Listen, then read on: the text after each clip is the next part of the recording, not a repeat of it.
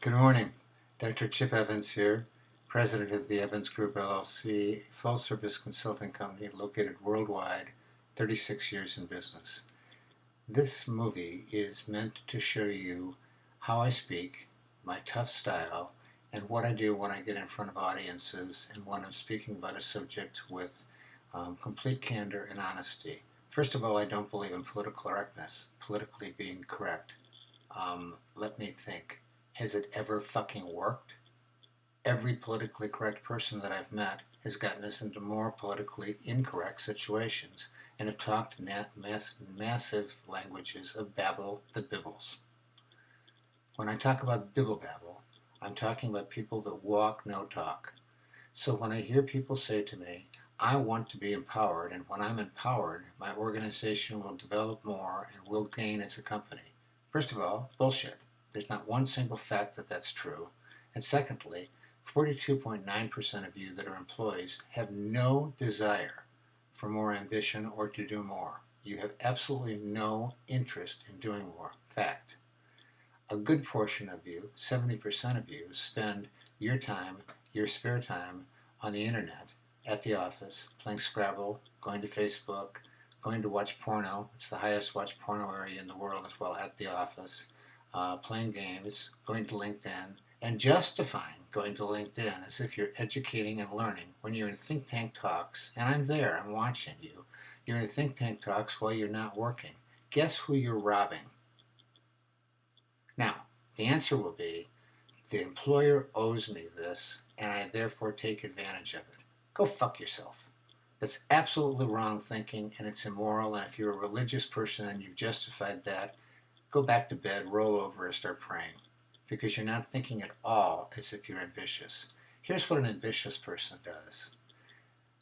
Malcolm Gladwell is a very famous business consultant, and he's written a book, one of his many books, that talks about it takes 10,000 hours to truly study something and to become an expert at it. And he did an analysis of different careers and professionals and what it took, and it averages 10,000 hours of education, study, follow through, training, and learning in order for you to become an expert at something. From whether you're a PhD, whether you're a professional medical doctor, a psychologist, an attorney, a professional businessman that runs his way, or woman that runs his way to the very top of the ladder, they've put the hours in to show the ambition. Those that have not put the hours in to show the ambition and have done so by saying, I don't get paid enough, my answer to you is, go fuck yourself.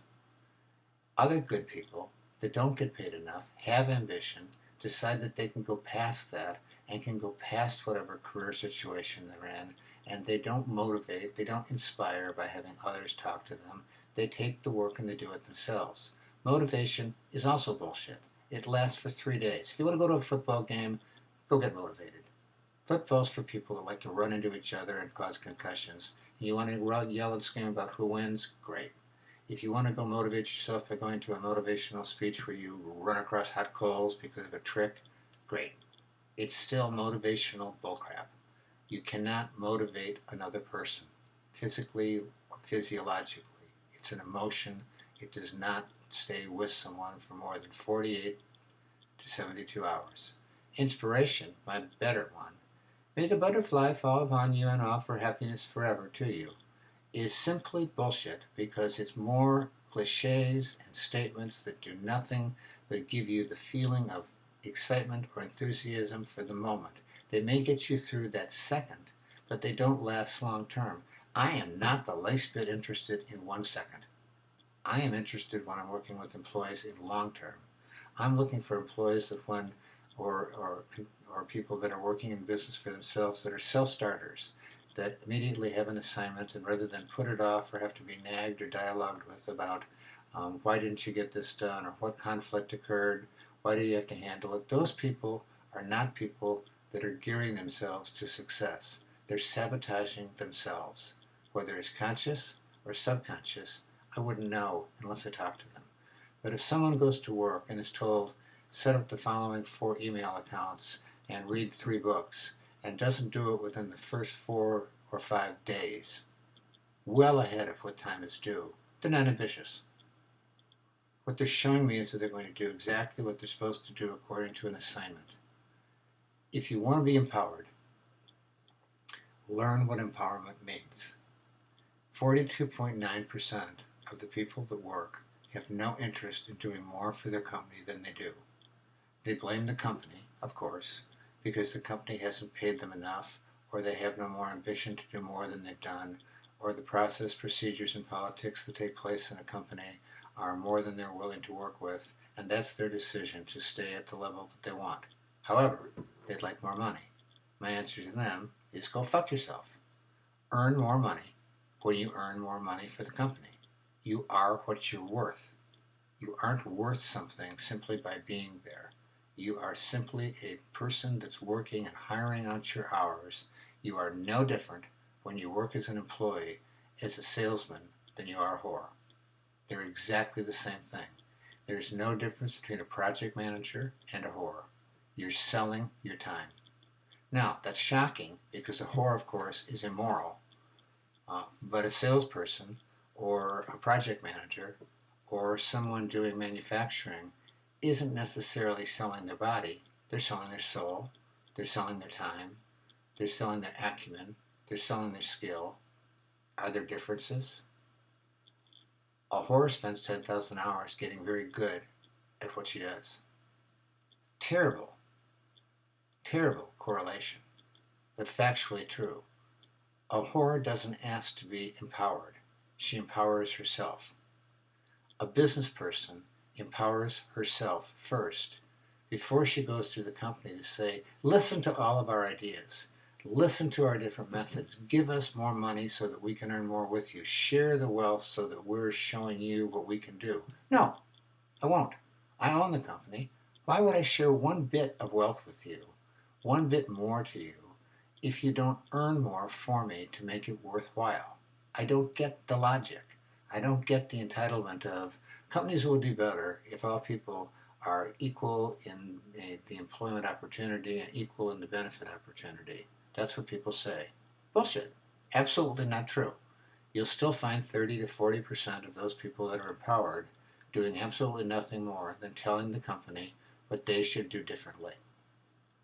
Not what they personally should do differently or their division should do differently, not offering innovation or innovative thoughts of how to improve business with the customer, but instead talking about what the company doesn't do well for them. So all of the thinking is related to how to help them first grow the company.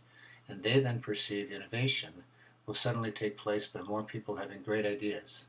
Well, I'm sorry. Being in business 36 years as a consultant, most employees don't have great ideas. Many do. And most of those that do, folks, you'll be very surprised. Their ideas are well heard because they're the type of person that's ambitious, speaks up, states their thoughts, and goes to the right person and never stops until they get the attention and they're able to move forward. Those are the people that can move up and move on and gain more recognition through their ambition and be promoted and move up and around the ladder. Now let me soften it so I'm not a mean man and you don't think of me comparing working to whoring, although I do. I think you should take my bluntness to heart and think for a moment, do you give 150%? If you don't, you're not a good employee. If you give 100%, you're worth exactly what you're being paid for. If you're not paid enough for what you're doing, quit. Simply quit. Go to the employer and say to the employer, I'm not being paid enough for what I'm doing. I deserve more, and here's why. Have the facts in front of you and get paid more. Or don't. Then you make your decision. You call your bluff. You decide just how valuable you are. And you follow through as to whether or not you move on to another company where you can be employed for what you're worth. Or you listen to what the individual says, jerk or not, and you take the consequences. Whatever experience you're having, you're creating. Could I repeat that? Whatever experience you're having, you are creating. So I want companies to be empowered. But to be empowered, I want people to stop playing pinball, to stop playing Scrabble, to stop going on Facebook, to stop going on Twitter, to stop going on LinkedIn and look for a job, or write their friends and starting group threads. I see you all on group threads and linked profile. These are people I look up profiles, and you're working. You're at work right then, spending company time talking to someone else. You're not learning on how to grow a business, at least most of you.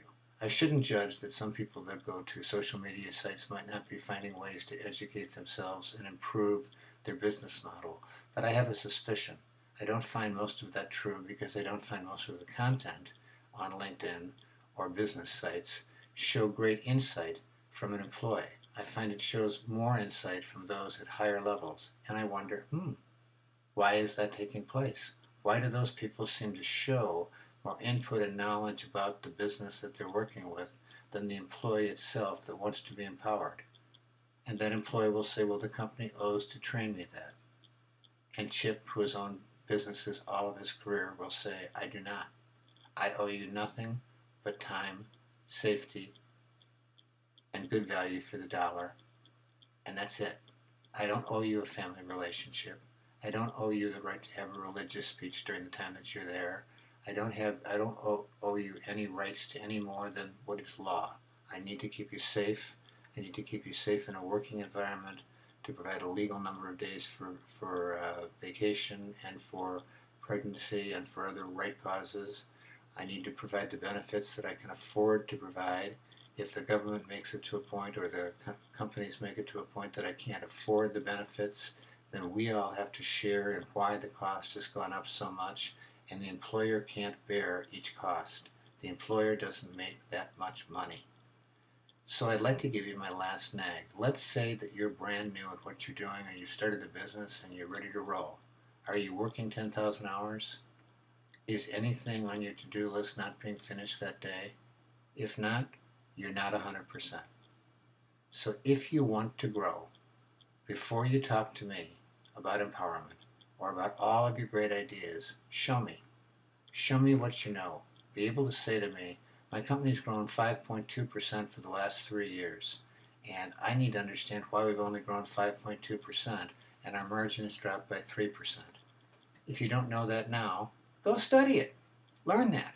Because when you go into the leaders of the company and you don't know anything about the profitability, and yet you have a grandiose idea about spreading the wealth and having profit sharing across a large group of people, all you've done is chosen to embarrass yourself by your lack of knowledge. If you started a job and you've only started part way and you expect to go far, you won't. If you're ordering business cards as a self-employed person and you've taken more than 2 days to do it, there's something you're doing wrong. If you're not organized, get organized.